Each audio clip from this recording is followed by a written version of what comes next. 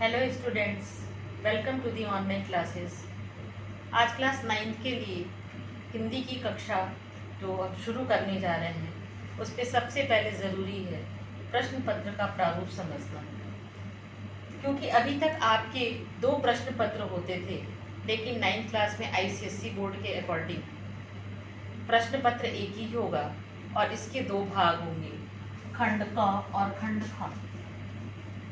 खंड क के लिए 40 मार्क्स निर्धारित होंगे और खंड ख के लिए 40 मार्क्स, और हमारे जो 20 मार्क्स हैं वो प्रोजेक्ट वर्क के लिए होंगे। खंड क में हमें प्रस्ताव लेखन, पत्र लेखन, अपठित गद्यांश और व्याकरण पर आधारित प्रश्नोत्तर करने होंगे, जिसमें निबंध लेखन 15 मार्क्स का, पत्र लेखन 7 मार्क्स के, अपठित गद्यांश 10 मार्क्स और व्याकरण पर आधारित प्रश्नोत्तर 8 मार्क्स के होंगे। ये हमारे 40 मार्क्स हुए। खंड ख के लिए साहित्य सागर बुक निर्धारित है।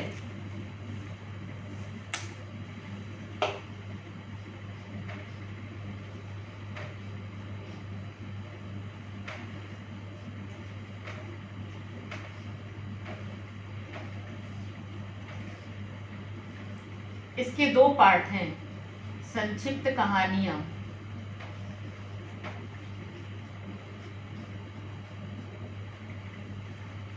और पद्य भाग।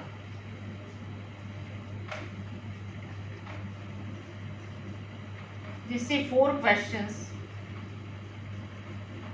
करने होते हैं और प्रत्येक क्वेश्चन 10 मार्क्स का होता है।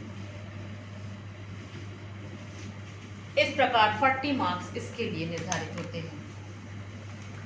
अब हम खंड क के प्रश्न पत्र को समझने की कोशिश करेंगे। फर्स्ट क्वेश्चन हमारा होता है प्रस्ताव लेखन का, जिसके लिए शब्दों की सीमा कम से कम 250 रखी गई है, परंतु यह सीमा थोड़ी अधिक भी हो सकती है। प्रश्न पत्र में दिए गए विषय अपनी रुचि, ज्ञान आदि के आधार पर विषय का चुनाव करना होता है, और निबंध के लिखने के पहले या प्रस्ताव लेखन लिखने के पहले पूरे प्रस्ताव लेखन को 3 भागों में विभाजित करते हैं: प्रस्तावना, मुख्य कथ्य और उपसंहार। निबंध के प्रारंभ, मध्य या अंत में किसी भी सूक्ति, उद्धरण, काव्य पंक्ति आदि को लिखना ज्यादा प्रभावशाली होता है। प्रस्तुत किए गए विचार भाव प्रासंगिक, मौलिक तथा प्रभावशाली होने चाहिए। पुनरावृत्ति से सावधान होना चाहिए, अनावश्यक विस्तार से बचना चाहिए और वर्तनी की अशुद्धियों से भी बचना है। यथा स्थान विराम चिन्हों का प्रयोग आवश्यक है। अब खंड क के प्रस्ताव लेखन में निबंध के 2-3 प्रकार होते हैं। एक तो वर्णनात्मक, विचारात्मक या समस्याओं से जुड़े हुए प्रश्न होते हैं। दूसरा प्रश्न या तीसरा प्रश्न मुहावरे या लोकोक्तियों पर आधारित होता है, जिसपे कहानी या घटना का वर्णन करना होता है। और अंतिम प्रश्न होता है चित्र पर आधारित प्रस्ताव लेखन।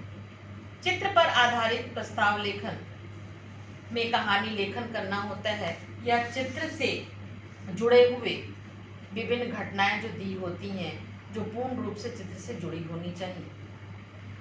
ये होता है प्रस्ताव लेखन के विभिन्न प्रकार।